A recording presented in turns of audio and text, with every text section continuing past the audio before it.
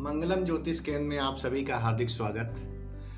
आज हम ज्योतिष शास्त्र में एक ऐसे विषय के बारे में बात करना चाहते हैं, जानकारी साझा करना चाहते हैं। सभी जातकों के मन में एक सीक्रेट डिजायर होता है जिसको बोलते हैं गुप्त इच्छा, कि मतलब वो करना भी चाहता है और किसी को बताना भी नहीं चाहता है। तो आइए देखते हैं कि ये सीक्रेट डिजायर किस तरीके से हम कुंडली के द्वारा पता लगा सकते हैं। आप अपनी कुंडली देखिए, उस कुंडली में मंगल जहां पर भी बैठे होंगे वहां से अष्टम स्थान जो भी होगा, वो स्थान, वो भाव, उस भाव से संबंधित बातों के बारे में जातक सीक्रेट डिजायर रखेगा, गुप्त इच्छा रखेगा।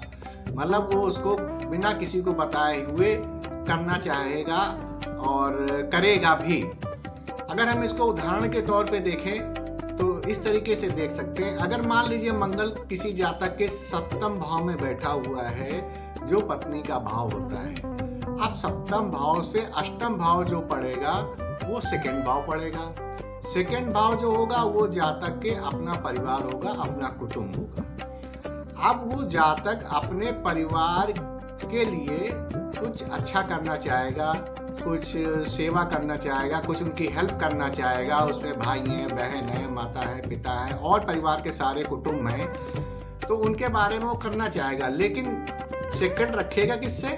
पत्नी से, क्योंकि सप्तम में पत्नी भाव में मंगल बैठे हुए हैं। तो नेचुरल है कि आप अगर पत्नी से छुपाकर अपने परिवार के बारे में कुछ भी करना चाहेंगे तो वहां पर वाद विवाद की स्थिति उत्पन्न होगी। इसलिए सीक्रेट डिजायर वाले भाव को ये ध्यान रखना चाहिए कि हम जिस भाव को पे सीक्रेट डिजायर रखना चाहते हैं उस पे किसी भी प्रकार का अन्य भाव जो है वो प्रभावित तो नहीं हो रहा है। अगर हम इसको दूसरे रूप में देखें तो सप्तम भाव में बैठा हुआ मंगल है, तो इसे हम मांगलिक योग भी कहते हैं।